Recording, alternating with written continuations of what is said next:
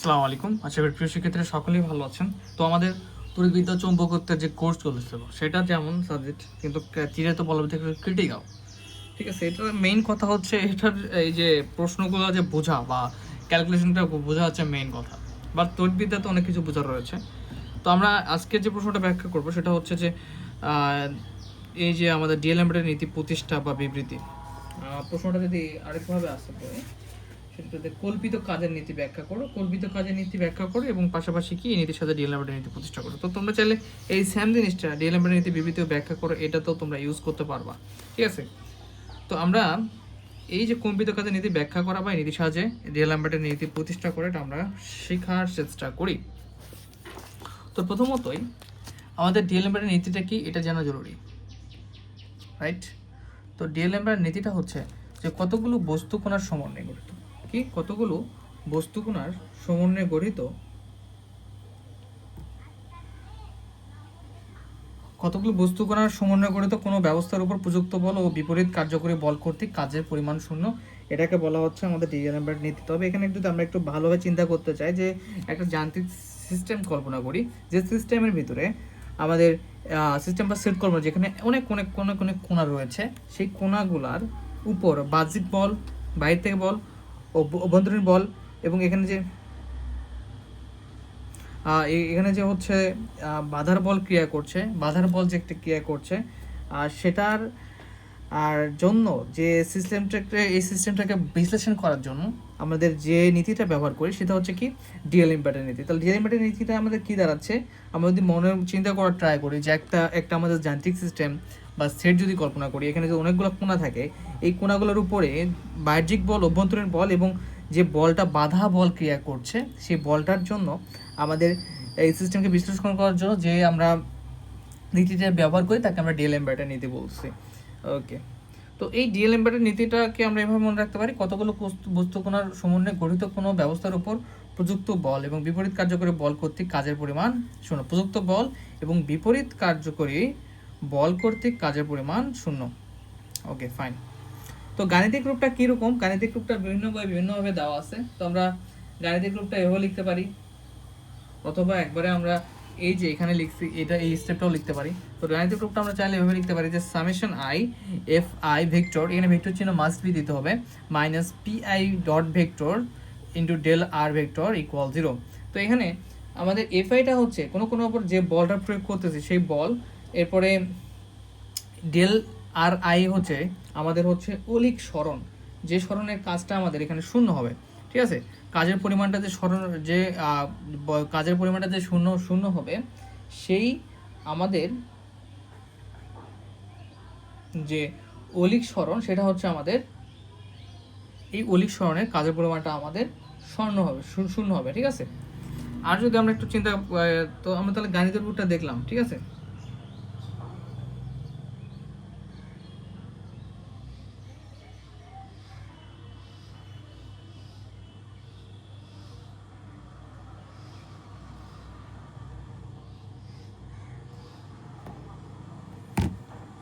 তো আমরা step by step আগানোর চেষ্টা করি। গাণিতিক রূপটা দেখলাম,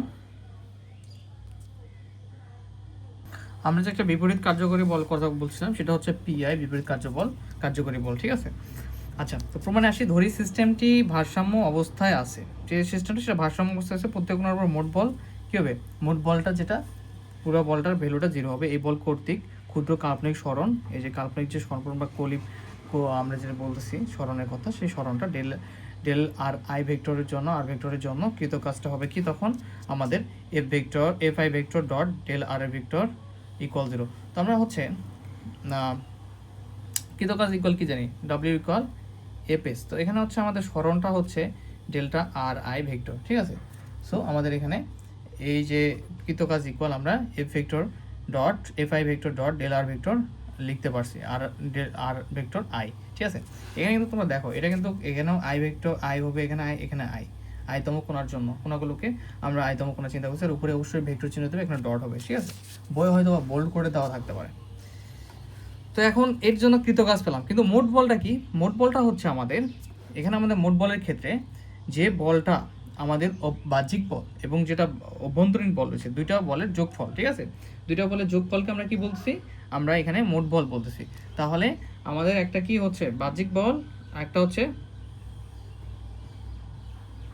দ্বিতীয় কোণটা, আচ্ছা কি জানি মেসেজ দিছে।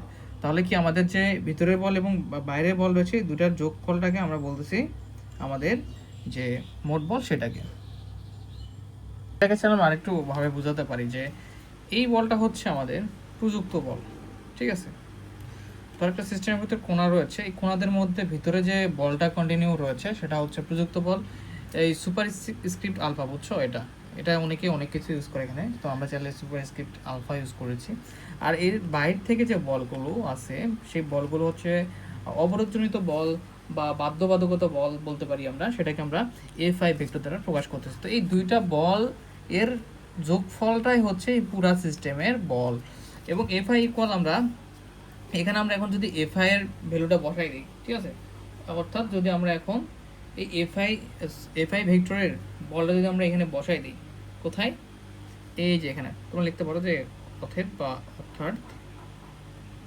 ঠিক আছে, এই এফআই এর ভ্যালুটা যদি এখানে বসাই দিই তাহলে কি হয়ে যাবে, আমাদের এখানে একটা সামেশন দেওয়া তো জরুরি, সামেশন, এখানে একটা সামেশন দিয়ে নাও, সামেশন এফআই ভেক্টর যদি আমরা এখানে যদি বসাই এফআই ভেক্টর ভ্যালুটা তাহলে কি হয়ে যাবে, summation I F I vector alpha plus just superscript alpha বলবো বা আলফা বলবো সমস্যা নাই, plus F I vector dot del R I vector equal হচ্ছে 0। তো এখন আমরা কি করব, এই দুইটা পদ এই সামেশন এবং ডেল আর ভেক্টরের সঙ্গে গুণ অবস্থা রয়েছে, তাহলে আমরা গুণ করে দিই, summation f i vector alpha del R I vector plus summation i f I vector del r vector i, ঠিক আছে, ইকুয়াল হচ্ছে 0। আচ্ছা, তো এতটুকু আই হোপ যে তোমাদের মোটামুটি ক্লিয়ার যে কীভাবে কী হলো। 1 নম্বর সমীকরণ দিলাম।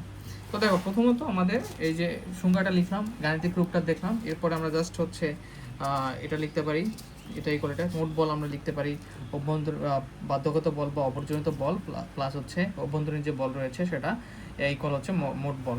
সেই বলটাকে আমরা এখানে জাস্ট ভ্যালুটা বসাই দিলাম। আচ্ছা একটু দেখো, ভিডিওটা মেবি মিউট ছিল। এখন যেহেতু আমাদের এটার ভ্যালুটা 0 হবে, অপর পেজে যদি আমরা দেখি এই যে অংশটা যে এফআই ভেক্টর যেটা হচ্ছে অভ্যন্তরীণ বল ছিল, মানে বাহ্যিক বল, সরি বাইরে যে বলটা ছিল, এই অংশটা যদি ভ্যালুটা 0 হয়ে যাবে, যে আমরা হচ্ছে কি এই বাধ্যগত বল বা বাইরের যে বলটা ছিল সেটার ভ্যালুটা 0 হবে। 0 হলে যদি এই সমীকরণ আমরা এটা যদি ভ্যালু যদি 0 বসাই তাহলে শুধু এতটুকুর অংশ ইকুয়াল 0 থাকবে। এই যে এখানে যদি আমরা 0 বসাই এতটুকুর অংশ যদি, তাহলে এইটার মানটা শুধু আমাদের 0 থাকবে। অবশ্যই ভেক্টর শ্রেণীগুলো দিবা। এখন আমরা আবার গতি দ্বিতীয় সমীকরণ হতে পাই কি, বল ইকুয়াল হচ্ছে ডিপিআই ভেক্টর বাই হচ্ছে ডিটি, মানে কি যে এখানে দেখো তোমাদের একটা ব্যাপার দেখায়, তো F equal M A, right. তো এ মানে কি, এ মানে হচ্ছে ত্বরণ, তো ত্বরণকে কি লেখা যায়, টি বা ভি বাই টি। তো এখানে যে এম ভি আসতেছে, এই যে এম ভি, এই এম ভি বাই টি হয়ে যাবে। এম ভিটাকে আমরা কি বলতে পারি, পি, ভরবেগ বাই টি। তাহলে এটা এখন সময়ের সঙ্গে এটা পরিবর্তনের হারটাকে আমরা কি বলতে পারবো, এই যে এফ, এই বলটা বলতে পারবো। তো আমার মনে হয় মিউট হয়েছিল, না হলে এটা ডাবলিং হয়ে যাবে, তোমরা একটু দেখার চেষ্টা করবা। তো দেখো এখন তাহলে আমরা কি পেলাম, এটা আমরা এখান থেকে আমরা নিউটনের দ্বিতীয় গতির সমীকরণ থেকে পাই, ঠিক আছে, নিউটনের দ্বিতীয় গতির সমীকরণ হতে আমরা এটা লিখতে পারি। এখন একটা ব্যাপার খেয়াল করো, এটাকে একবার কি সময়ের সাপেক্ষে অন্তরীকরণ বোঝাচ্ছে, তাহলে আমরা পি এর উপরে একটা ডট দিতে পারি, আর আয়তম কোণের জন্য আই থাকবে। তো এই পি এর উপর ডট দেওয়ার ফলে এটাকে একবার আমরা হচ্ছে কি টি এর সাপেক্ষে অন্তরীকরণ বোঝাচ্ছে, সো একবার পি এর উপর ডট দিলাম, তাহলে এটা কি এফ আই ভেক্টর ইকুয়াল এটা চলে আসলো, রাইট। এখন এখানে কি ছিল, এফ আইটা প্রযুক্ত বল, তোমরা সেটা লিখতে পারো যে এফ আইটা হচ্ছে প্রযুক্ত বল, আর হচ্ছে এই পি ডট আইটা হচ্ছে আমাদের এখানে বিপরীত কার্যকারী বল হিসেবে কাজ করবে। কি হিসেবে কাজ করবে, বিপরীত কার্যকর বল হিসেবে। তাহলে আমরা এফ আই ভেক্টর এটা যে ইকুয়ালের পাশে আসে তাহলে কি হয়ে যাবে, P i dot vector equal হচ্ছে 0 হয়ে যাবে, রাইট। তাহলে হচ্ছে এর ভ্যালুটা আমাদের 0 হয়ে গেল। এখন আমরা কি করতে পারি, এর হচ্ছে আমরা উভয় পাশে এখানে দেখো একটা সামেশন ইউজ করতে পারি, সামেশন আই, এবং এখানে হচ্ছে F I vector minus p i dot vector, এখানে কিন্তু ডট রয়েছে, p i dot vector del R I vector. কেন ইউজ করতে পারলাম, তোমরা দেখো এই অংশটা আর আই কিন্তু আয়তম করার জন্য, এই অংশ আর এটা এক্সট্রা নিয়েছি, এরা গুণ অবস্থায় রয়েছে, তো ইকুয়ালের পাশে দিলে জিরোর সঙ্গে ডিভাইড হয়ে যাবে, তখন কিন্তু অটোমেটিকলি আবার সেই জিরো এবং আমাদের আগের যে লাইন সেটা আসবে। সো আমরা এই দুটো এক্সট্রা এখানে নিয়ে নিচ্ছি, ঠিক আছে, কোনো সমস্যা নেই।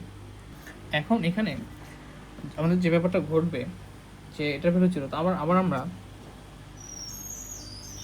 কি জানি যে হচ্ছে প্রথমে একদম প্রথমে দেখছি, দেখো প্রথমে আমরা একটা জিনিস দেখছিলাম এখানে, যে এই যে মোট বল এফ, তোমরা যে একটু দেখো মোট বল এফ আই ভেক্টর ইকুয়াল হচ্ছে F I vector superscript alpha plus F I vector. তো এটা আমরা এখন লিখবো আবার F I vector equal F I vector alpha plus F I vector, তাই না?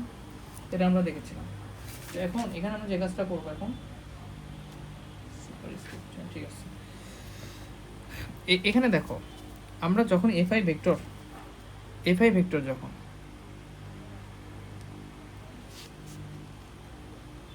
তখন আমরা এখানে কি করতে পারবো, যখন শুধু এফ আই ভেক্টরের সঙ্গে একটা আমাদের কি পি ডট আই ভেক্টর যুক্ত করছি, মাইনাস যুক্ত হয়ে গেছে এভাবে ক্যালকুলেশন করে। যদি এফ আই ভেক্টর আলফা থাকতো তাহলে তো এরকম ক্যালকুলেশন করে আমরা এরকম একটা সমীকরণ পেতাম, যদি এফ আই ভেক্টর আলফা থাকতো সাথে, রাইট?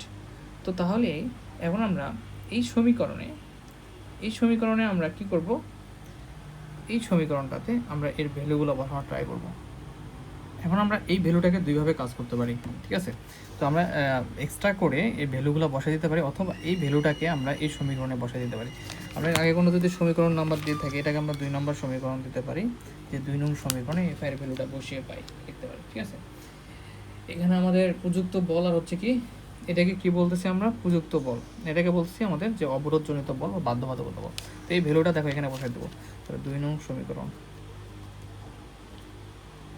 সমীকরণ হতে, তাহলে এখানে কি আছে আমাদের,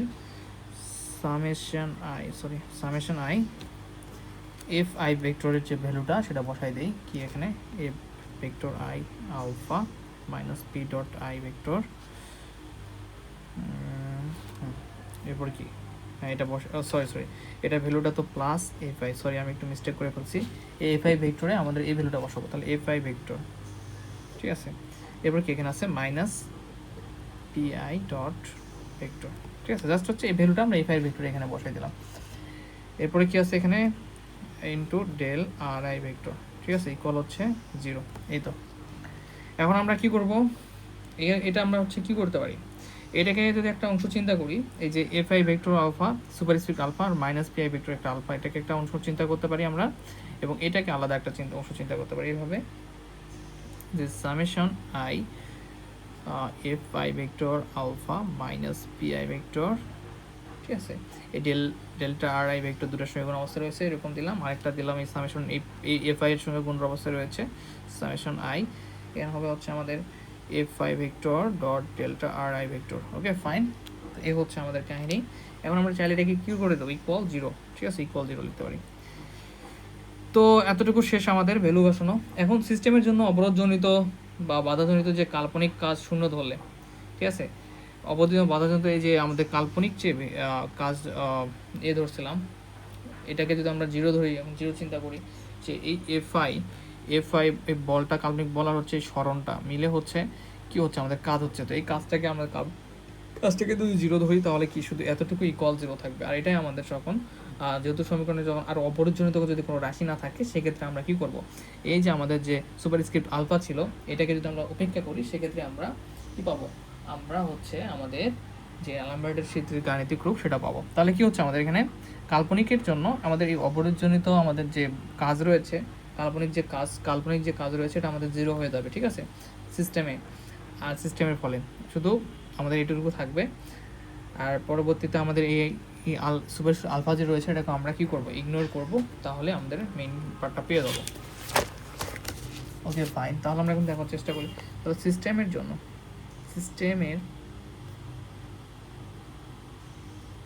জন্য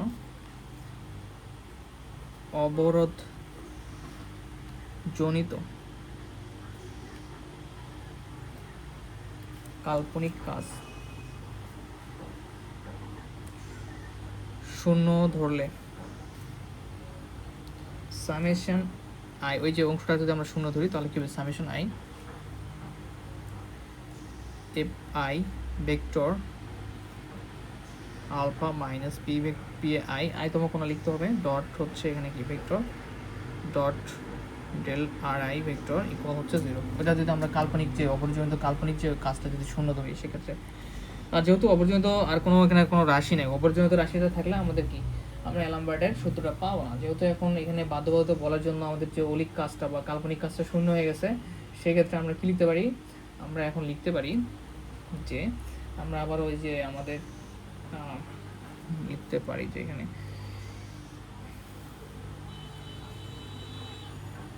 যেহেতু সমীকরণে